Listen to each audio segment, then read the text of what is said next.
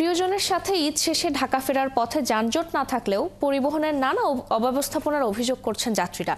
বেশিরভাগ এলাকায় যাত্রীরা বাড়তি ভাড়া নেওয়ার অভিযোগ করছেন। রয়েছে টিকিট কালোবাজারের অভিযোগও। যদিও পুলিশ কর্মকর্তারা বলছেন, যাত্রীদের স্বস্তি দিতে মহাসড়কে ভ্রাম্যমাণ আদালত পরিচালনা করছে বিআরটিএ। সহকর্মীদের দেয়া তথ্য ও ছবিতে প্রতিবেদন। ঈদ শেষে আবার কাজে ফিরতে শুরু করেছে মানুষ। রাজধানীমুখী এই যাত্রায় ঢাকা-টাঙ্গাইল যমুনা সেতু মহাসড়কের টাঙ্গাইলের সীমানায় বাস স্ট্যান্ড এলাকা ছাড়া কোথাও যানবাহনের দীর্ঘ জট দেখা যায়নি। ফিরতি ঈদ যাত্রা ভোগান্তিমুক্ত রাখতে কাজ করছে ট্রাফিক পুলিশ। কোনো ধরনের যানজট ছাড়াই লোকজন ঢাকায় ফিরছেন এবং ঢাকা থেকে উত্তরবঙ্গগামী যাত্রী সাধারণ নির্বিঘ্নে উত্তরবঙ্গ চলে যেতে পারছেন। শুক্রবার সকাল থেকে রাজবাড়ীর দৌলতদিয়া ফেরিঘাটে বাড়ে মানুষের ভিড়। তবে দক্ষিণাঞ্চল থেকে আসা যাত্রী ও যানবাহনগুলো অপেক্ষা ছাড়াই ফেরিতে উঠতে পারে। দৌলতদিয়া পাটুরিয়া নৌরুটে বর্তমানে 17টি ফেরি চলাচল করছে। আমাদের বহরে থাকা ফেরিগুলি এবং দৌলতদিয়াতে সচল থাকা 3টি ঘাটের মাধ্যমে আমরা পারাপারের জন্য আগত সকলকে খুব ভালোভাবে নিরাপদে স্বাচ্ছন্দ্যে পারাপার করতে পারবো। পাটুরিয়া ফেরিঘাট দিয়ে পার হওয়ার সময়ও যাত্রীদের কোনো ভোগান্তি না থাকলেও অতিরিক্ত ভাড়া নেওয়ার অভিযোগ ছিল। তাড়াতাড়ি গেলে একটু চাপ কমবে এবং ওখানে একটু রিফ্রেশমেন্ট পাওয়া যাবে। আগে যাচ্ছি যেন জ্যামের মধ্যে মনে করেন এর মধ্যে যেন না পড়তে হয়। অতিরিক্ত যাত্রী বহনের দায়ে 2টি লঞ্চ কর্তৃপক্ষকে 26,000 টাকা জরিমানা করা হয়।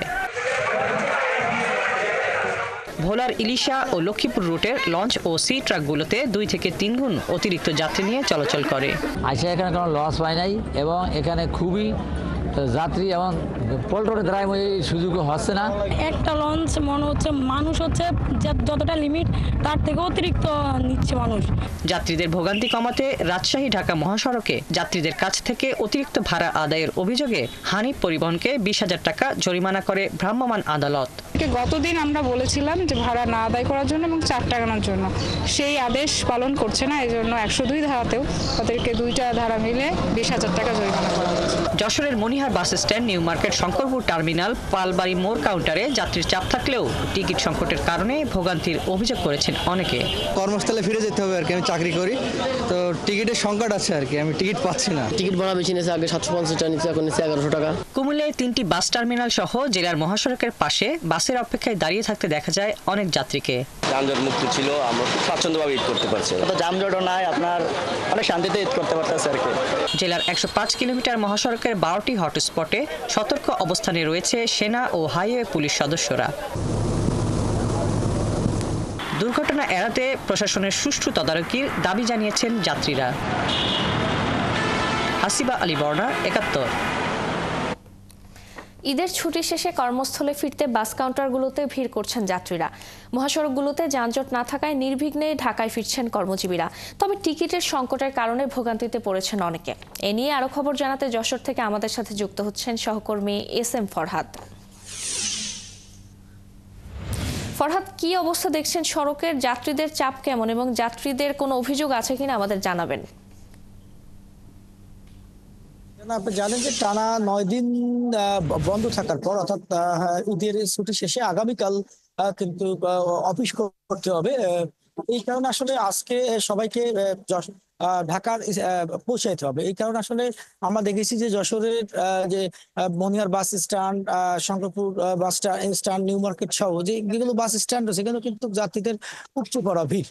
তো এখানে যাত্রীরা এসছেন এবং যাত্রীরা কিন্তু এবার ঈদে নির্বিঘ্নে যেতে পারতেছেন এবং বড় ধরনের ভোগান্তি ছাড়াই, অর্থাৎ বিশেষ করে যে বড় ধরনের ভোগান্তি যে পথে রাস্তায় যে যানজটটা, এবার কিন্তু সেই ধরনের কোনো যানজট নাই এবং গাড়ির যে সংকট সেটাও কিন্তু নাই। তবে এখানকার কিছু কিছু যাত্রী তারা অভিযোগ করেছেন যে 2-1টি কাউন্টার অতিরিক্ত ভাড়া নিচ্ছেন এবং এছাড়া বাকি যে কাউন্টার আছে সেই কাউন্টারগুলোতে কিন্তু ঢাকা যে ভাড়া সরকার নির্ধারিত 650 টাকা সেই ভাড়াটা দিচ্ছে, কিন্তু কিছু কিছু বাস আমরা দেখেছি যে 750 টাকা নিতে। তো আমরা বাস কর্তৃপক্ষের সঙ্গে কথা বলছি, তারা যেটা জানিয়েছেন যে তারা মূলত এখন যে যাত্রী নিয়ে যাচ্ছেন ফিরার সময় কিন্তু তারা খালি গাড়িতে আসেন, এই কারণে তারা অতিরিক্ত 100 টাকা দিচ্ছেন। এটা শ্রমিক সংগঠনের থেকে নির্ধারিত করা রয়েছে। এ বাদে আসলে কোনো ধরনের ভোগান্তি নাই। টিকিটের যে সংকটটা ছিল গতকালকে, আজকে কিন্তু আমরা দেখেছি যে টিকিটের সংকটটা নাই। এখানকার যারা পরিবহন শ্রমিক রয়েছেন তারা যেটা জানিয়েছেন যে তারা অতিরিক্ত খুলনা থেকে এবং সাতক্ষীরা থেকে গাড়ি নিয়ে এসছেন। এই কারণে গতকালকে কিছুটা গাড়ি সংকট থাকলেও আজকে কিন্তু গাড়ি এবং সিটের কোনোটাই সংকট নাই। মানুষ নির্বিঘ্নে কিন্তু ঢাকা ফিরছেন কাজে।